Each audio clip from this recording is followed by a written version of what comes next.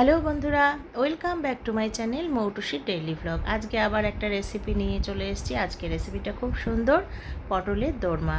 তাই আমি পটলের মুখগুলো কেটে পটলের গাটা একটু ছাড়িয়ে নিচ্ছি। এই যে এইভাবে ছাড়িয়েছি। তারপর যেই দিকে মুখটা কেটেছিলাম একটা চামচের পেছন দিয়ে আমি পটলের ভেতরে সব বিচিগুলোকে বার করে নেব।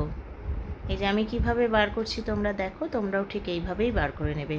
এটা কিন্তু নিরামিষ আমিষ সব রকমভাবেই খাওয়া যায়, কিন্তু আজকে আমি এটার মধ্যে মটনের পুর দেব, তাই আমি এটাকে আমিষ করেই বানাচ্ছি। এই যে প্রতিটা আমার পটল কিন্তু ভেতর থেকে আমি বিচি বের করে নিয়েছি। এইবার পটলগুলোকে একটু হলুদ লবণ মাখিয়ে আমি হালকা করে তেলে ভেজে নেব, মানে জাস্ট পটলটা একটু সফট হওয়ার জন্য। আর এর জন্য কি করতে হবে, একটা ঢাকনা দিয়ে আমি একটু ঢেকে দিচ্ছি। 5 মিনিট মতো ঢাকা থাক, তাতে পটলটা অনেকটাই সফট হয়ে যাবে। ঠিক 5 মিনিট পরে আমি ঢাকনা খুলে দেখলাম যে আমার পটলগুলো কিন্তু আমি যেরকম চাইছি সেইরকমভাবেই রেডি হয়ে গেছে। এবার আমি এক এক করে সব পটলগুলোকে তুলে রেখে দেব।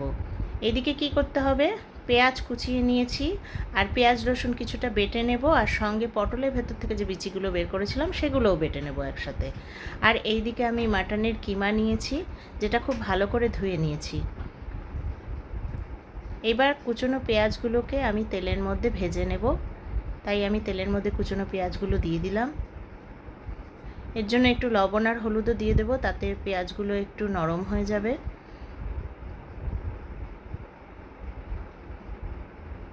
লাল লাল করে ভেজে নেওয়ার পর আমি কি করব, ধোয়া মাটনগুলো এর মধ্যে দিয়ে দেব। এবার মাটনের সাথে পেঁয়াজগুলোকে খুব সুন্দর করে কষিয়ে নেব, আর সঙ্গে দিয়ে দেবো ওই যে বেটে রাখা পেঁয়াজ রসুনটা, আর দিয়ে দেবো কি বলো তো, ওই যে পটল যে বেটেছি সেটাও দিয়ে দেবো। তার আগে আমি একটু মশলাগুলো দিয়ে দিই। আমি এখানে আদা জিরা লঙ্কা মানে পরিমাণ মতো দিয়েছি, যেটুকু আমার মনে হয়েছে লাগবে। তাই এখানে কিন্তু 500 কিমা আছে। এইবার সব একসাথে খুব ভালো করে কষাবো। আর একটা কাজ করতে হবে, যে পটলের বিচিগুলোকে বেটে রেখেছি সেগুলো এই কষানোর মধ্যে আমি দিয়ে দিলাম। এইবার খুব সুন্দর করে আমি কষিয়ে নেব সব একসাথে। তার জন্য আমি একটু ঢাকাও দিয়ে দেবো, কারণ মাটন থেকে জল বেরোবে।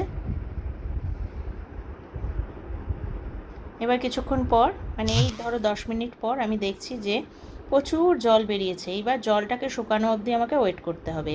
এই যে আমার পুরোপুরি জল শুকিয়ে পুরটা কিন্তু রেডি হয়ে গেছে। এরপর আমি পটলের ভিতরে ঠেসে ঠেসে এই কিমাটাকে ভরে নেব। তোমরাও ঠিক এইভাবেই ভরে নেবে। যারা নিরামিষ খায় তারা কিন্তু এটাকে ছানা ভেতরে ঢুকিয়েও এই স্টাফিং দিয়েও করতে পারে।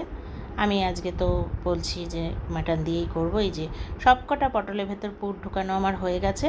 আর যেইটুকু কিমা বেঁচে ছিল আমি ওটাকে কি করলাম, একটু গরম জল দিয়ে একটু পাতলা করে নিলাম, কারণ আমাকে তো পটলগুলোকে সেদ্ধ করতে হবে।